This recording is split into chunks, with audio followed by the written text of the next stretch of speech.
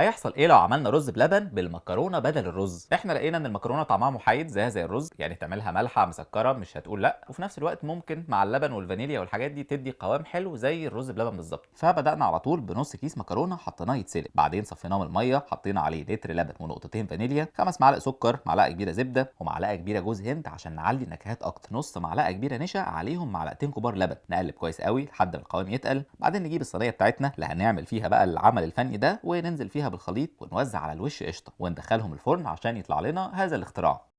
يعني مهما وصفنا الحلاوة مش هتتخيلوا، حلوة أوي، أوي، أوي. الخليط اللي هو بتاع اللبن مع النشا والسكر الفانيليا وجوز الهند ده مديك بالظبط إحساس الرز بلبن، أو إحساس الحاجة الحلوة الدسمة الكريمي دي، مع قوام المكرونة تحس إن هو غريب في الأول بس حلو، يعني أنت بتاكل ما بتزهقش منها، مع طبعًا القشطة اللي اتحطت فوق، هي خلت الموضوع دسم أوي زيادة عن اللزوم، بس فعلًا طعمها حلو أوي لازم تتجرب. وهو برضه اللي جمد قلبنا في التجربة دي إنه مش اختراع أوي، يعني في محافظات في مصر بيعملوا المكرونة الحلوة دي بطريقتهم طبعًا.